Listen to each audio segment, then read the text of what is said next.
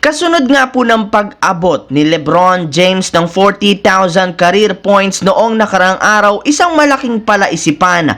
Sino nga ba ang posibleng sumunod sa kanya na makakasali sa 40,000 point club sa loob ng liga? At base nga sa naging pahayag ng superstar ng Los Angeles Lakers na si Anthony Davis sa kanyang post-game interview, ibinulgar nga niya dito kung siya nga daw ang tatanungin, naniniwala nga ito na kung meron mang isang player na sunod na makakaabot sa 40,000 career points, eto nga daw, walang iba kundi si Stephen Curry ng Golden State Warriors dahil sa shooting nito. Well, para nga po sa inyong kalaman, as of now, meron na nga po ngayong kasalukuyang 23,258 career points si Stephen Curry bilang ika-31 na pwesto sa all-time scoring list. Yes mga idol, halos kalahati ng puntos ngayon ni LeBron.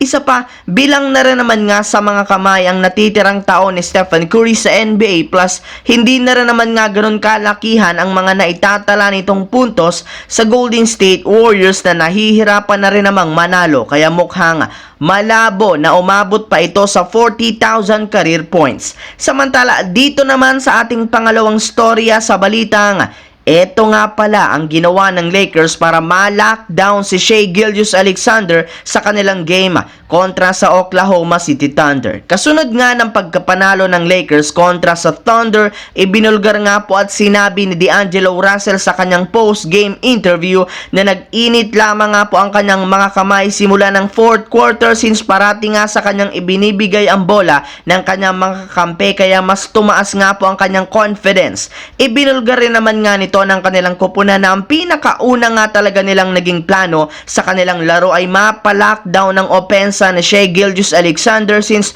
parati nga itong nagtatala ng 30 points sa bawat team. Bukod nga po dyan, sinabi rin naman ng head coach ng Los Angeles Lakers na si Darvin Ham na sinigurado nga po ng kanilang team sa kanilang naging laro na parating nakaharap ang depensa nila kay SGA since alam nga po nila na magaling ito sa pag-drive sa ilalim ng basket at sa mga fast break. Kaya nag-ingat nga sila sa pag-close out sa kanya sa tuwing hawak nito ang bola at sinigurado nga po nila na hindi ito agad makakasalaksak sa ilalim ng basket. At sa kabutihang palad, nagawa nga nila ito sa kanilang laban na siyang naging rason ng kanilang pagkapanalo. Samantala, dito naman sa ating huling storya sa balitang sinira nga daw po ng mga European player ang NBA. Habang papalapit nga po ang pagpasok ng playoffs, meron muna ngang isang dating NBA player at analyst ang gumagawa ngayon ng ingay sa social media na si Gilbert Arenas. Ayon nga po dito, sinisisi nga po niya ang mga European players bakit lumambot ang laro at depensa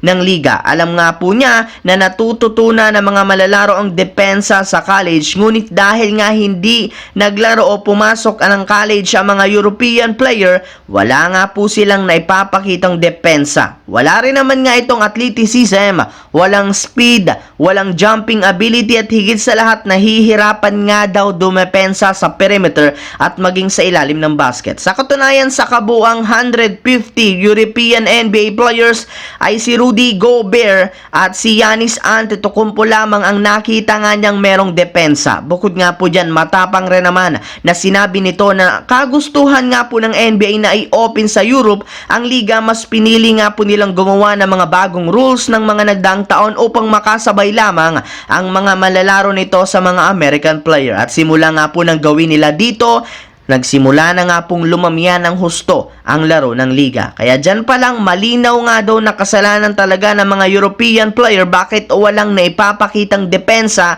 ang mga laro ngayon sa NBA. So yun lamang mga idol ang ating bagong video na ating pinag-usapan ngayon. Once again, this is your J-Zone TV. Huwag kalimutang mag-like at syempre mag-subscribe. Pindutin ang notification bell sa aking channel para lagi kayo maging updated sa mga videos na pinapalabas ko. Isang malaking shoutout sa lahat mga idol. Thanks for watching. Hopefully, nag-enjoy kayo ngayong araw na ito.